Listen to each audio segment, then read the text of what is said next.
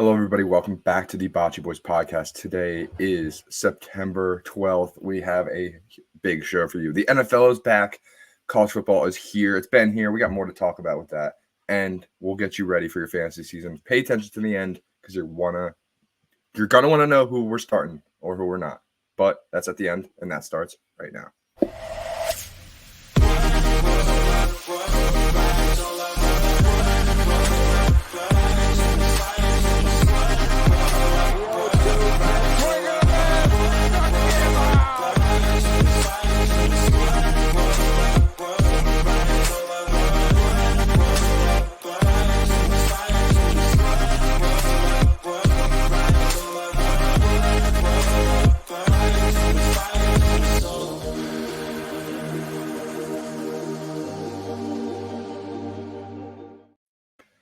Davis, welcome back to the Bachi Boys podcast. Dude, we have so much to talk about, but we've been talking about like football being back and college football being back. But again, I just want to take this moment.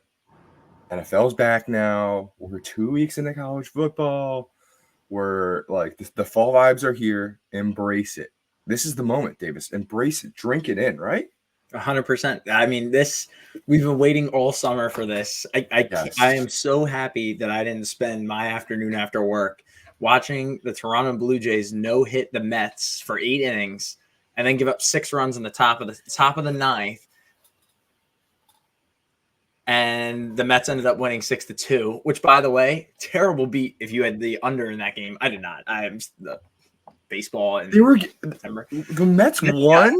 No hit through 8 innings, got 6 runs in the top of the ninth, and the Blue Jays scored 1 in the bottom of the ninth, make it 6-2. And the over/under of that game was 7.5.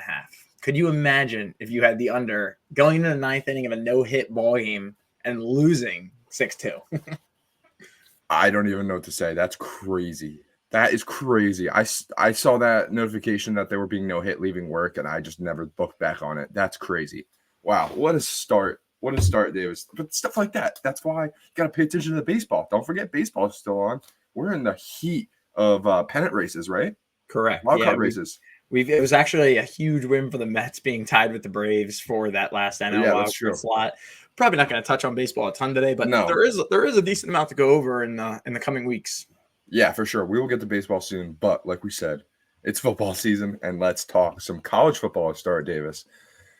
I know Texas beat Michigan. I know there's some other things that happened this weekend, but I want to bring up, Davis, low-key, one of the best upsets in college football history. Seriously, a MAC team beat a top 5 ranked opponent for the first time ever.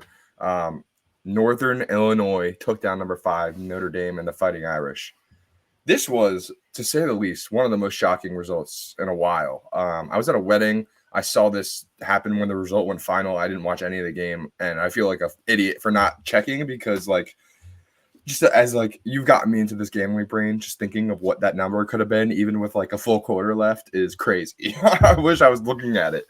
100%. Trust me, I was looking at it. I mean, you could have very well taken the opening line, which I'm not gonna lie to you, a lot of people, I didn't touch it. It's just weird games, weird things happen. A lot of people were on Northern Illinois plus 28.5. Okay. But not to win outright. Obviously, they won outright, which not a lot of people would have expected. I watched the last 2 drives or so of this game. This is the second week in a row I've been extremely disappointed by Notre Dame. They are fugazi, fraudulent, any word you could possibly think of. Riley Leonard, I came into the year as a Notre Dame believer. Everyone already locked them up for the 5 spot coming into the year because obviously I think I did that conference. I wouldn't have locked them up at the 5 spot, but you know, an 11-1 Notre Dame team definitely gets 5, 6, 7, 8, gets a home game, which can still happen. Which can definitely still happen. They obviously beat Texas A&M in an ugly game at the 12th man down on Kyle Field last week. Yeah. And this Notre Dame team is going to be favored in every single game for the rest of the season. So you would think they should go 12-0. Obviously, that's not going to happen. In prior years, their season might be over right now. But they still could hunt for a home playoff game with the new format we have, which is why college football with this new format is going to be very interesting. Some people like it, some people don't. I do find it interesting just because a win or the win last week for Notre Dame was huge, program building to continue to go in the right step with Marcus Freeman. But like any other year, this is like you get fired for this. You get fired for losing this Northern Illinois game. But it's fun because like Notre Dame, like maybe they shouldn't be given all the chances in the world, but they have another chance. It's cool to see that these schools that didn't have a chance now have a chance, and by chance I mean like they can lose a game. Or they can lose the game that they were supposed to win. So, we'll see how it plays out when, like, maybe Penn State beats Ohio State and, like, what happens with Ohio State at the end of the year. Or if Penn State wins out and barely loses to Ohio State, where do you put Penn State on that ranking? Stuff like that could be really interesting. But, dude, I'm beyond shocked Notre Dame lost, and it's got to suck to be an Irish fan. Yeah, I mean, as someone who is – in the mind rooting for them because I have over 10 and their win total. I thought that if before the season, if they were to beat Texas A&M, 10 wins seems easy. They still give up the game, and you'd think, Ethan, now I'm a little worried. I don't see this team still dropping down to 9 wins. I don't see my bet being a push or being a loss. I can definitely being a push at this point. They don't have a cupcake walk to end the year. They are favored in every game, but they end it with USC, right? They end with USC, which is going to be a very true blue game. Playoff game at that point. If Notre Dame is 10-1 going into that game, I think that'd be very interesting. But we have to get to that point first. And I say I hate Notre Dame. I cannot stand Notre Dame. They're one of my least favorite organizations in all of sports. I'd probably put them top 10 in my least favorite. Really? 100%. I cannot stand them. And I came into the season with a lot of hopes on Riley Leonard, the Duke quarterback transfer. Ethan, his stats to start the year, 37 for 36 in the air, under a 60% completion percentage, and only 381 yards, 1 touchdown, 1 pick. It looks ugly so far. That's a decent week 1 stat line for an NFL quarterback. Not great. Correct. Yeah. But Notre Dame is firmly on the hot seat for the rest of the year. But let's go around the rest of the nation. Texas handedly took care of Michigan in the Big House. This was really, really nice to watch, just as a Penn State fan, just to watch Michigan get the shit kicked out of them, get what was kind of coming to them all offseason. We knew that they weren't going to be as strong. But I think this is more of an exclamation point on Texas's part. I think Texas looked like the real deal. People were calling them potential national champions and really like shouting their praises from the rooftops, which they should. They beat the national champions, but one thing was evident that Michigan does not have this year. And, I think Texas is heading in the right direction, but are they still national championship team caliber? They've struggled in the last 2 playoff games. I don't know. Yeah, you're talking about Michigan, of course. I'm talking about Texas. I'm sorry. Texas, I don't know. You've heard me say over the last few podcasts that I think they're going to Texas this year, but again, I believe I said it on the last one. I didn't think it was going to happen this game. This Michigan team is in the same boat. They're actually in a worse boat than Notre Dame, in my opinion. They just completely lost everybody. Them and Washington were the 2 teams that lost at like their most key positions. Correct. And they are also one of very few teams. A lot of people look at this. They were one of the few teams that lost their coach, both their coordinators. Now, technically, one of their coordinators did move up to the head coaching role, but basically they lost their head coach, their coordinators, their quarterback, and like over 15 people on their starting rotation. I mean, that's enough to something insane to think about. I don't think Michigan's going to be extremely good this year. The lines said that their win total was like 7.5 coming into this year. So honestly, not very surprised. And you'll see through both of our bets that we were both on the right side of this one. Of course we were, because we hate Michigan. But I really did feel that Texas was going to come in and prove a point. You'll see. We'll talk about my bet next. But let's talk about this Tennessee-NC State game. I didn't watch any of it. I saw that Nico had 2 picks, and they still won by like 40. I'm not going to lie to you, Davis. I may or may not have placed a Nico future to win the Heisman last weekend. And I saw the stats, and I started freaking out. But this is a step in the right direction for a Nico future, right? 100%. Yeah, he's down to 12-1 on DraftKings to win. Yeah, I got 14 Heisman. I'm not going to tell you. I'm going to tell you I have wrong sides of bets all the time. I have been on a I don't feel great about this recently. I I said, what did I say over the offseason? I said I thought this Tennessee team could win the SEC. I talked about their schedule. I talked about, especially the ACC too. I have Miami. I don't think NC State is very good. They definitely don't have the defensive line they've had in the past. They've had some tremendous defensive linemen come out of the Wolfpack that are now in the NFL. But this Tennessee team is definitely scary, I think. I would not be shocked if they host a home playoff game at some point in the near future or even win the SEC. I don't know if it's going to be this year, even though they did win this ranked matchup. By the end of the year, we might look at this and say NC State went 7-5. Whatever. But I think this Tennessee team is going to be definitely scary. A scary head of the SEC. Yeah, I'm really, really curious to see how Tennessee plays out. Them and Penn State were like the clear blue teams that were made for this playoff. Let's go down the list, Davis. Boise State and Oregon. Oregon again flirting with an early season loss. This one was much closer to a much better opponent. Almost lost last week to Idaho. This week is Boise State. I wish I bet on Boise State to cover because I was really, really thinking about it. I thought Oregon was going to come out and prove a point after getting close with Idaho, but is this just who Oregon is? Are they just going to keep it close and keep it ugly? Like, is Dylan Gabriel not him? No, I think this Boise State team is very good. That running back. What's his name? I have off-season bets on them to make the college football playoff as that 12th team, be basically the best group of 5 team. That was like plus 500 over the offseason. That's down to kind of surprising now. Northern Illinois actually jumped up a lot too because now they're ranked.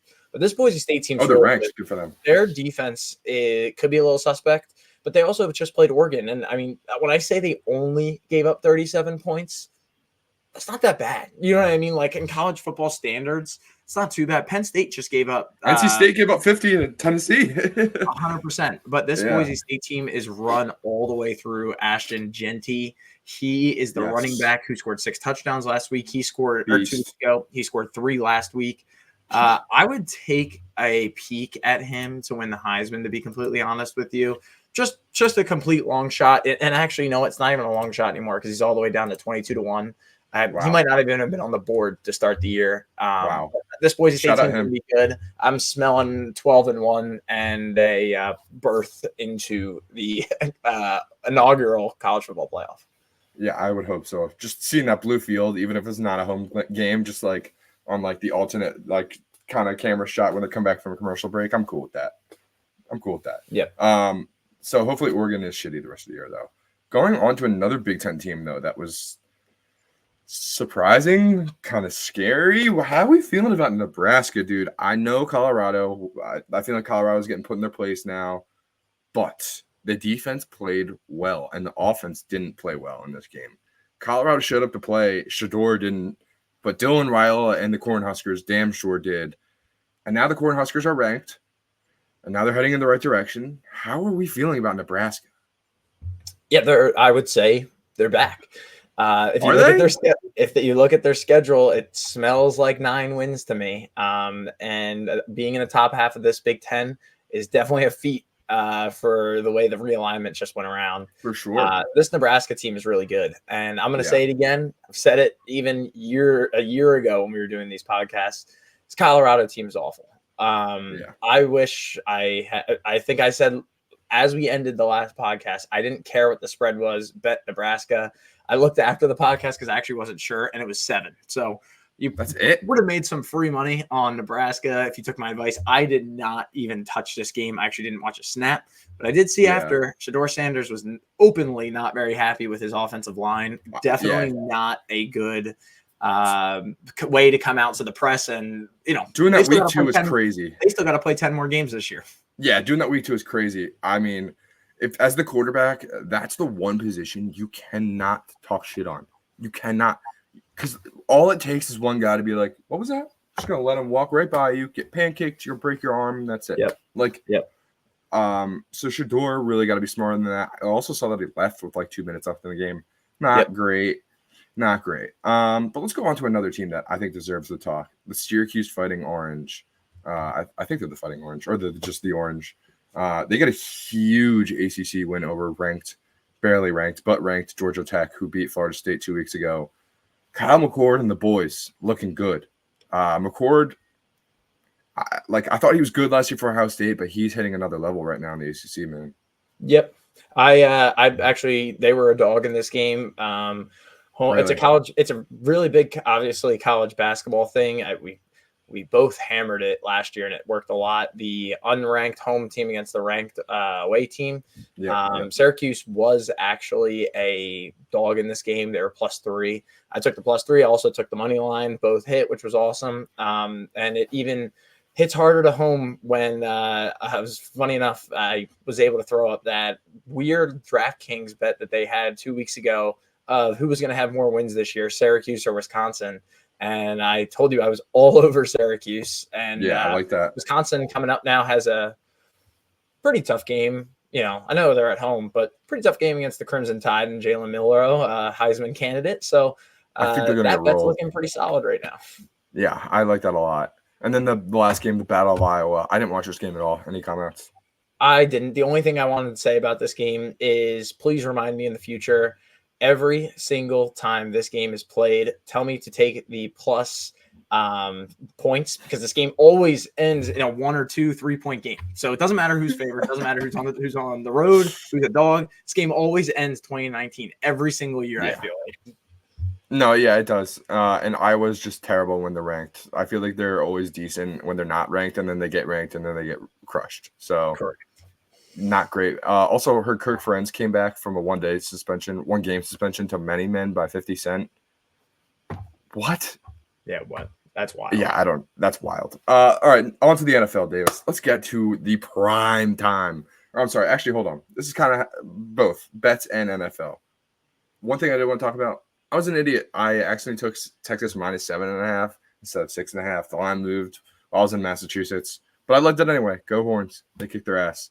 By the way, this parlay, I loved that over in that Buffalo game. It was moving a lot. I saw there was a lot of wind, and I almost edged off, but I liked it. It was a great game. Texas Colts, that was crazy. And then honestly, it felt really disgusting to root for the Cowboys, but that was such an easy win that thank God, and then waste any breath on that. That was disgusting. Yep. I hate betting on the Cowboys. Yeah, Deshaun Watson. I don't know. I think Jameis Winston could be a better starting quarterback in this league at this point. We'll get to that. We'll get to that at the end. And then I bet Saquon to score first touchdown, and I should have just bet him to score all the touchdowns. So that was my fault. Yeah, probably would have hit that. Yeah, go Birds. But I didn't bet much this week. What did you have? Yeah, I had a decent amount, not a ton, but I had Texas -6.5. That's the exact same bet. I just took the 6.5. Now, I think something that I definitely want to hammer home is some of these FanDuel boosts. There was none on Sunday, which I was very surprised about. But this was the Friday night one. The Thursday night one was Mahomes and Lamar Jackson combined for 450 passing yards. That hit easily. Wow. Easily. I did not bet that one. I actually really didn't like it, to be completely honest with you, with Lamar Jackson. But hammered this one. Saquon Jacobs to combine for 120 rushing yards. I think Saquon hit 120. Saquon had 108 on the ground or something by himself. That was easy. Put up a loser. I had Kansas -4.5 on the road against Illinois. I went against my word. I just said the ranked away team against the unranked home team. I just thought Illinois really isn't that good this year. Did they win? Illinois won outright. Yep. Wow. Tennessee -8.5 was all over it. This NC State team was 100% fraudulent, and I think, I'm not going to say his name, but Nick the quarterback for Tennessee and the Volunteers, he should be in the Heisman discussion all year, in my opinion. Nico Yalmaleva. Something like that. It's a double L that makes a Y, but there's half of an L. And I've tried it once and I got it right, but I had Google help me. There's way too many syllables. Syracuse money line down low. I just told you that. Also had the 3.5. So nice. That was a nice way to start the day off on the noon slate. Yeah, I love it, Davis. All right. NFL Week 2. I'm going to be honest. I haven't really looked at any of these matchups besides the Thursday night game, which they really juiced the Thursday night games this year, I think. A lot better matchups. So Bills-Dolphins to start the year. I really like this. I'm not going to lie to you. I was just being a little stupid on Sunday night and I thought Josh Allen was more hurt than he was, so I bet the Dolphins to win by 14. I've since cashed that out because I thought that was a little silly because since Josh Allen is going to play, not great. But I do love the Dolphins in this game, Davis. How do you feel about the Thursday night matchup? First off, you should never cash out that bet. You should just wait for it live and then hedge the other way if possible. If not, it's just a loser. Second, I'm a loser. I'm a loser. I love the Bills in this spot. The 2.5 is ugly. The line is moving that way too. Okay. I've actually been down on the Bills all offseason, to be completely honest. I know. It just feels Josh Allen has owned the Miami Dolphins almost as much as anybody has owned anything in their entire lives. But not in Miami. He has owned them in Miami. He beat them in a huge, huge Sunday night football game last year. I believe it was like week 16, week 17 for huge playoff implications, and he beat him in Miami. I can't trust Tua. I really can't. That's why I picked the Jets to win this division. I know they just lost, and we'll go over that. Don't worry.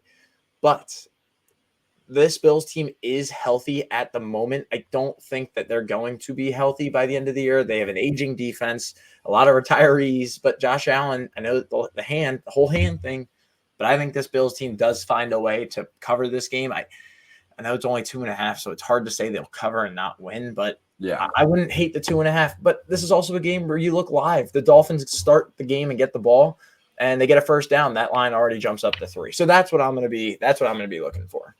That's fair. And it's not like the Dolphins have any extenuating circumstances that will make things a distraction for them outside of the football field, right? No, I don't think so. No, okay. None of these videos coming out of body cams, nothing.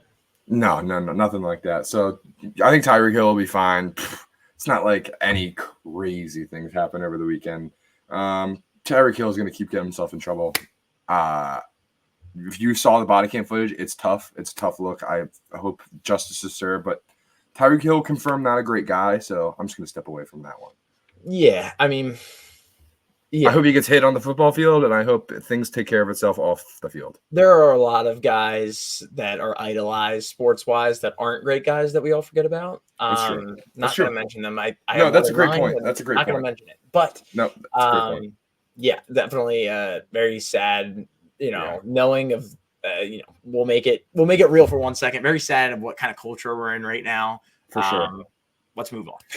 Yeah, it's tough. But in Miami, Tyreek Hill's got a game to get to. What are we doing? Let the guy go. What are we doing? It's week 1. What are we doing? Anyway, on to actually, let's not do the Browns yet. Chargers Panthers isn't better either. I love Harbaugh. I think they're going to kick the shit out of the Panthers this weekend. Any discussion? Yeah, I think so. You're going to see a nice little trend here of these games being somewhat between 3 and 6, which are ugly numbers. No, I can't ever like the Panthers, right. But I don't really want to like either. So I think I'm going to stay away. If anything, maybe the under. I think this is a stay away game for me. Yeah, I completely agree. Saints Cowboys. How are we feeling about the Saints? I think the Saints are actually 40-10. I think the Saints are good this year, and I think that Derek Carr good. I think Derek Carr is actually underrated. People talk about how he's one of the worst quarterbacks in the league. He doesn't get it done. We've seen this team be okay. They've gotten 8-9 wins the last few years. It's not like they're a bottom feeder. Yeah, that's fact. And this Dallas team, I don't have trust in this Dallas team, even though I saw what happened to them in Cleveland, taking on the Browns and basically giving up only 1 first down in the first half. But that's Deshaun Watson, and I think he might be worse than Derek Carr at this point. I think the Saints defense is actually pretty solid too. I'll take the Saints plus 6.5. Interesting. I would love to bet that. We'll see how that week goes. Raiders and the Ravens. Are the Raiders really bad? No, I don't think so. I think it's an overreaction. I think that they're really bad. Okay. I think that I almost said Alec Pierce. What's his name? Alec Ingold? No, Antonio Pierce. Antonio Pierce. Very interesting coach philosophy. Yeah. I'm not a huge fan of the way You're talking about the punt. What do you say? You talking about the punt? Yeah. You come into the game. You're an old school guy. The way you coach, and you want your team to be aggressive, and you hit hard, but then you punt from your own 40, 43 or whatever. I think that's second half, right? It's an ugly look. Very late in the second half. I think it's an ugly look. The Ravens are probably going to be the most bet survivor team of week 2. Yeah, I would agree. I would love to see the Ravens get back to form and kick the crap out of the Raiders because that end of that Chiefs game last Thursday night was amazing. Kind of a stinker fest most of the time, but the ending was great. Yep. On to low key the game of the week, the Buccaneers and the Lions. Dude, the Buccaneers kicked the dog crap out of the Commanders last week. That defense looked really good. Baker Mayfield had 3 tutties, 2 to my guy Mike Evans. It's not just because the Buccaneers beat the Eagles in the playoffs last year. I mean, that maybe adds a little bit, but I think they might be good, dude. I think Seriously. so too. I think so too. I am. The Lions are really good too, by the way. A lot of people are talking about whether last year was a fluke with Dave Canales, and now Dave Canales is the coach of the Carolina Panthers. Yeah. Cheating on his wife running the book. I'm taking the Buccaneers right here. You can see the line has moved across that 7 number, which is a really big number to go across. I see it as a 1-possession game. I would take it, but I also wouldn't be shocked if the Lions figure it out. I agree too. I think the Lions are really, really good. Also, their uniform upgrades were very slight and very like small, but well done. They Blue face masks. They look fantastic. Jameson Williams looks great in that uniform. I don't know why. Yes. Titans Jets. This is a weird one, bro. My gut is to say the Jets come out and get some revenge for Monday night and getting thoroughly embarrassed, kind of. But I don't know what to make of that AFC South division. I think they could be frisky the entire year. This is one of the few games this week I'm going to take the favorite. I like the Jets. I do think that this is a revenge spot for them. Now, if you're talking to me this time next Thursday, I will not like the Jets when they play against the New England Patriots at home because it's going to be the Jets' 3rd game in 10 days. But at this point, all we're thinking about is short week, and Will Levis did not look good. That Tennessee team, their defensive coordinator came out and said if they punted the ball on 1st and 10 their last 2 or 3 drives, they would have won the game. And they lost to Chicago, and a Caleb Williams led team. Caleb Williams looked terrible. We'll get there. I'm going to take the Jets on this -3.5. Yeah, no, that's completely valued. That's crazy, by the way. That's crazy. Mm-hmm. Poor Will Levis. He's probably been eating it on social media the last couple months. He did not have a great start to the year, which I would say I think is probably a pretty excited Titans fan base right now. Yeah, they're not terrible. Got to be a really tough pill to swallow week 1 though. If you're a Titans 100%. Fan. That surrender Cobra interception, Jesus. But the last game on the first column here, Seahawks Patriots. Dude. Sorry. What happened here? We're back. Patriots though. We talked about it early. Yeah. Wow. I'm starting to realize we did this backwards. We're doing week 2 preview before week 1 review. But it doesn't matter. Who cares? Yeah, it doesn't matter at all. Yeah, this is a very interesting game. I am also going to take the Seahawks here. I think the Patriots, that game showed. What do you say? Fluke? Not fluke. More of that. Joe Burrow might not be as healthy as people think, and his wrist injury that he's got last year, that doctors have confirmed that is going to be an issue for the rest of his life. He did not look very good. Wait. What happened to his wrist? That's the rest of his life. He did something to it where like did you see the video of him trying to pick up the water bottle on the sideline during the game? Like he couldn't even put his wrist in a position like this to pick up a water bottle. Like he I don't know if it's like early onset arthritis, but it's like it's something that like literally can't be fixed, and it could be a major issue. So that's the fluke thing of things, I would say. Now, I will say the Patriots defense played phenomenal. Christian Gonzalez, in my opinion, is the most underrated cornerback maybe of all time at the moment. The guy is shutting down receivers like it's the most athletic defensive player in the league. He's correct. Please do not bet on DK Metcalf whatsoever on anything. I'm going to look Jackson Smith and Jigba next week 100%, but I still think that the Seahawks will win this game, and I think they cover pretty easily, to be completely honest with you. Interesting. I'm not sure about that game at all. It just smells fishy. On to another game that smells fishy. This Browns-Jags game. I think I'm reading it right. That line is 3. That's disgusting. Yeah. The Browns defense is good. The Jags offense looked good last weekend, but both teams lost. And I mean, the Jags had that lead in that Dolphins game most of the time and just kind of gave up. Yeah. I don't know. My gut says the Jags. Yeah, I think this is one of those weird things where I think a lot of people's guts say the Jags, and I actually am going to go the other way. And I just talked about how bad the Browns look. I think Kevin Stefanski is one of the best coaches in the NFL. I do think over Doug Peterson, Super Bowl winning coach for the Philadelphia Eagles. Correct at the moment. Wow. Yes, I think so. Shout out Kevin Stefanski. Love Doug Peterson, but I mean, we've seen him make some terrible. I mean, dude, they went like 1-7 to end the year last year and missed the playoffs. They started the year like 8-1, 8-2. Yeah, they were great. But I saw a great stat that in week 2, when there's 2 0-1 teams that play, the underdog against the spread covers like 68% of the time. So I'll take a flyer here, and just because it's 3.5 points, I'll take the Browns. That's fair. The defense is good enough to take it. I think that's definitely fair. On to another interesting matchup, the Niners and the Vikings. The Niners were coming into that Monday Night Football game, and I think a lot of people were doubting them, including me, and I will continue to doubt them because I hate the Niners. Mm-hmm. But this Vikings team is also good. They look good against the Giants. Sam Darnold did his thing. Give me the Niners with the spread. I think they kill them. I agreed. Don't really have to say much else. I think it was a little fugazi what the Vikings did. Yeah, I think so too. The Giants are bad. Colts and the Packers. The Packers are missing Mr. Jordan Love.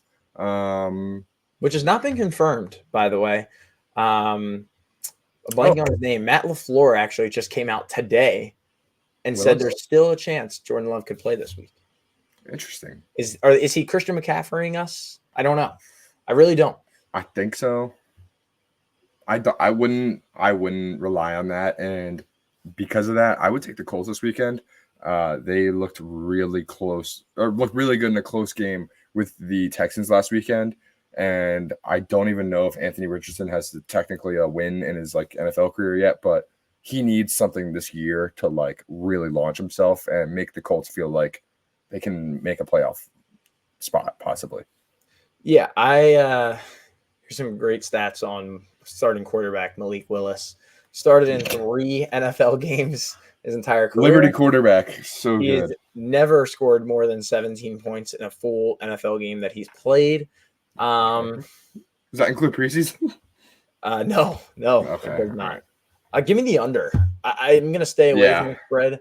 To be completely honest with you, no, that's a great call. I don't love the Colts -3. For some reason, this feels like a game that the Packers can just stay in, and we saw their running game. They ran all over the Eagles on Friday night, and the Eagles are known to have a good rush defense, and the pass defense is the problem. So, yeah, I'm going to lean the under, and I'm actually going to lean the +3 just because it's +3. Interesting. All right, I do love that under though. That's a good call. It's not even on the screen, and we know it's a good under. Giants and Commanders next. The battle of 2 of the stinkiest teams in the NFC East. Not sure what to think about either of these teams yet, other than they're really bad. I think the Commanders' defense is bad. I think the Giants' defense is bad. But I think that Giants' offense is just a tad worse. And Daniel Jones, I think he's just straight up the worst quarterback and like next to Bryce Young in the league right now. So I think the Commanders come out hot, dude. I don't know about you. Yeah, to be completely honest, I don't really understand why the line is 1.5. I mean, we started the year, the Commanders win total was like 6.5. The Giants was 5.5. I guess you're telling me that this should be a pick 'em and that the home field advantage only accounts for 1 point. That is Washington. I don't know. I'm going to take the Commanders on this. Yeah.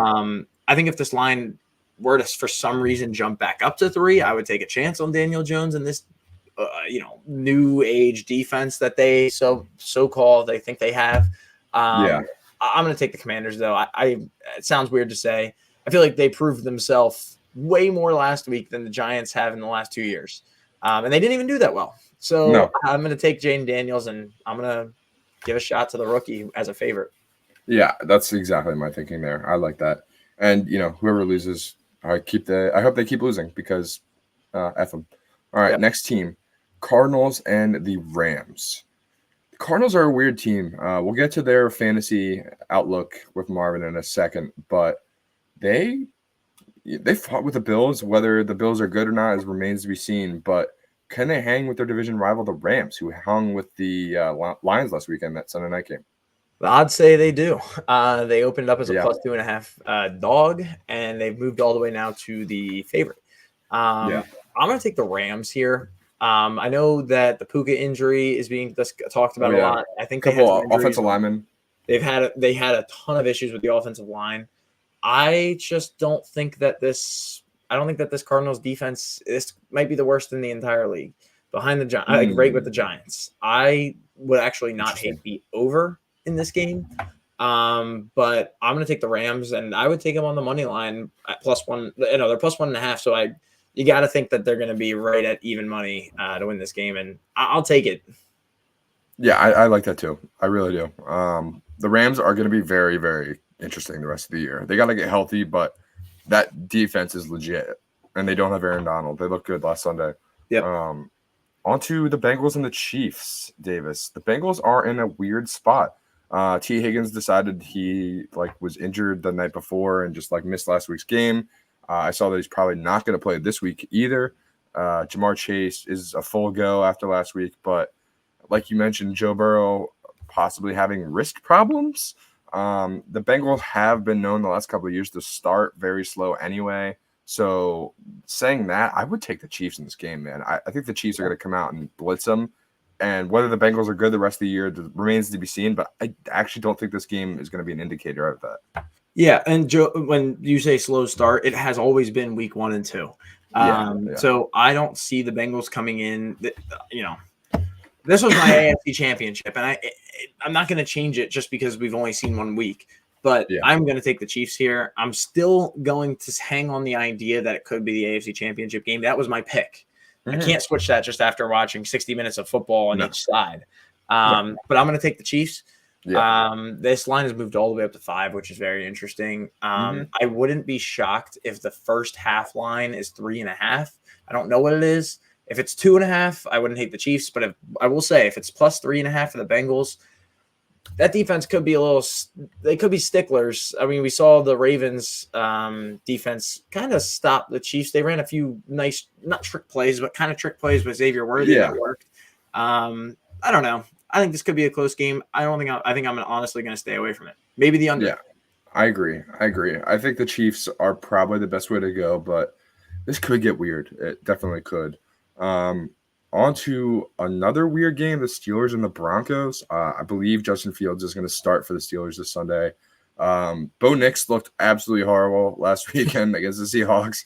I think there's some stat that was he had the second lowest yards per throw ever for a rookie debut. Not great, but he had to travel. He was on the road, and now they're starting at home against I don't know, maybe a more fair opponent. I'm not really sure how the Steelers are yet, but how are you feeling about the Broncos, man? It's a great question. I don't know. A lot of people like their over and win total at 5.5, but that was before they saw Bo Nix play week 1.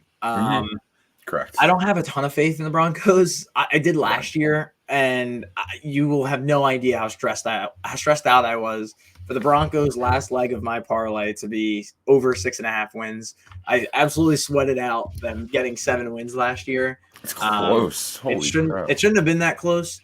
There were a few close calls. I don't know if you remember, but I believe it was week 2 or week 3, they played the Commanders, and the Commanders actually threw a 60-yard Hail Mary to make the game a 2-point game. I vaguely do. And then the Commanders went for 2 and didn't get it. I never want to be a Broncos fan. I'll take the Steelers here, but I'd take them on the money line. I would stay away from the spread. It's too low. At some point when you're getting under these 3 numbers, I'd rather just take the money line just in case. I love it. And then the Sunday night game, Bears and Texans. This could be so interesting. I know Caleb Williams looked really bad last week. I know that the Texans barely beat the Colts, but I think that these are 2 young and promising teams that, Caleb and Stroud, might see each other down the line, sure. But, like, these are two young and promising teams that could be the face of the league in the next 2 years. Like, and I don't want to get too ahead of ourselves. I think the Bears have a lot of work to go still. But if we're talking about the Texans versus the Bears week 2, I do think the Texans are going to rout them. It's their home opener. I'm assuming they're going to be wearing some sick New jerseys. But what version of Caleb Williams are we going to see? I don't think we're going to see anything. Not saying he's going to have another performance under 100 yards, but I don't think we're going to see a Caleb Williams that we all want to see, which is him succeed. I don't think he's going to light it up for 300 yards. But I think he's going to look better. You know what I mean? Like I would hope for a 200-yard game, just maybe a touchdown or two. There were no offensive touchdowns in the game that they beat last week, the game against Tennessee.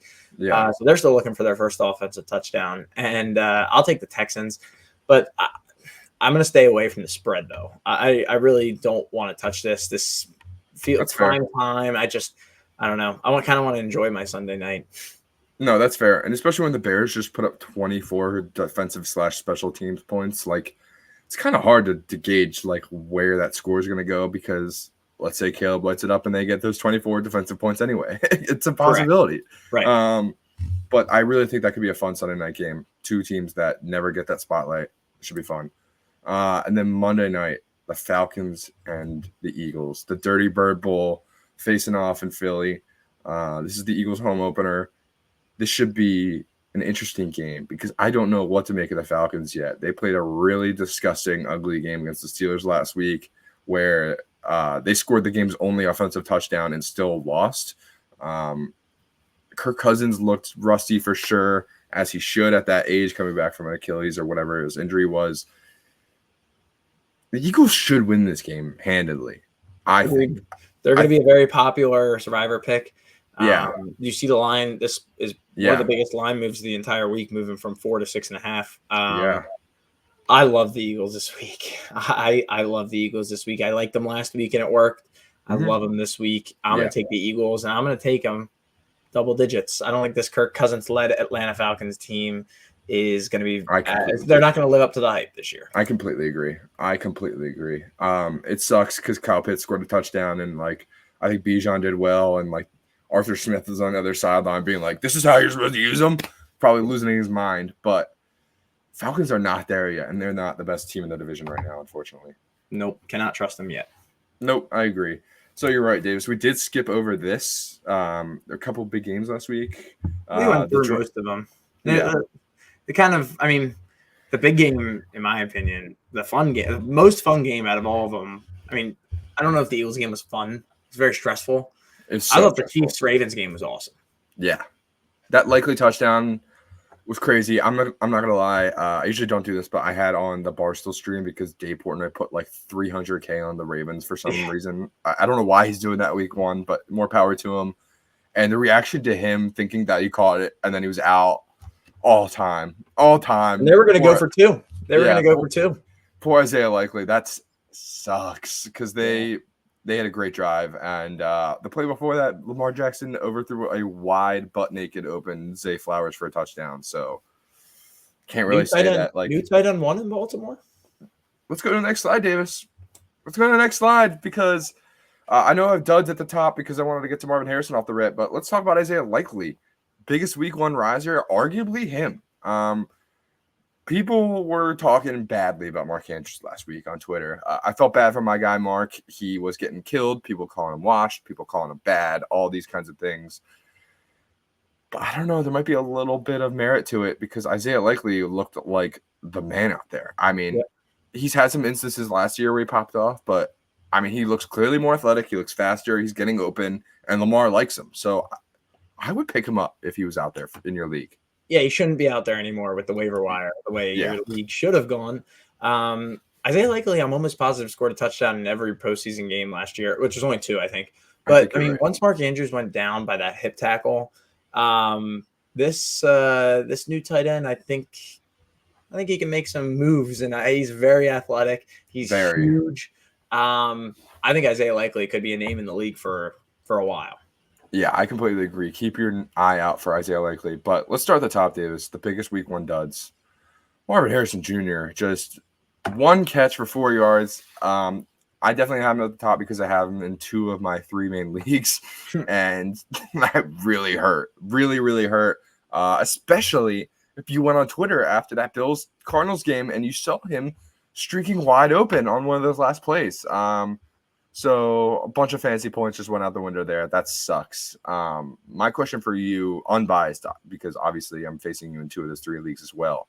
But can Marvin bounce back this week? Absolutely. Will he? Absolutely. Will he? I don't know. If you had to give me a scale on some of these guys, you can feel free to talk about them, and I'll give you the scale number of worriness. 1 being don't worry at all, 10 being extreme worry. I put Marvin Harrison at a 1. It's the first game. Fair. We're good. Fair. No, that's fair. The next one down, Chris Olave. This is an interesting one, Davis. Where is he on your worrisome meter? Because the Saints scored 40 points and he did nothing. Yeah, I'd say 1.5. Really? That's it? They scored 44 points and they had their backups in by the 4th quarter. Not worried about it. He's definitely going to be in more competitive games, but I know he was last year technically, but like being the wide receiver 1, he's definitely going to be seeing some really good cornerbacks in the league now. That's true. Facing him straight up. So I don't know if it's going to be like the greatest year for him, but I mean, I don't think he flops out of the league or something. So no, he's I talented. think he'll be totally fine. He's got Derek Carr throwing to him better than some people. I don't know what to make of that sentence anymore. Derek Carr's still a efficient starter for sure. Speaking of not he better be. Speaking of not really efficient quarterbacks, we were talking about Caleb. I just wanted to lump him and Kirk Cousins together because young, fresh quarterback not doing anything, old, broken down quarterback not doing anything, kind of levels out. At the same team, sort of at the same crossroads, sort of good defenses, offense is not doing much with skill players. I'm not really sure what to think of either of those guys, fantasy wise. I have Caleb starting in one of my leagues. It's tough. I'm not gonna lie. Caleb fantasy wise, maybe a 2. Obviously he's definitely a 1 when it comes to are you actually worried about him? Yeah. Kirk on the other hand, though, I'd put him up close to a 6. He looked really, really bad. I saw some over like aerial views of him throwing down the field and what he was looking at. I don't think he really checked off his first receiver. Like he didn't do it a lot. Staring down the guy he was going to throw, and I think that shows that his mobility that he didn't have in the past is completely gone. And I would be worried about Kirk Cousins. Yeah, I would be too. Michael Penix is itching to get off of that bench. The next one on the list is the Cincinnati Bengals for obvious reasons. Jamar Chase in contract troubles. Throw that out of the window. T. Higgins is still hurt for some reason at the beginning of the year. If you're a running back guy, you're scared to death because you either have Chase Brown or Zach Moss and you're not sure who's going to start, even if you have both.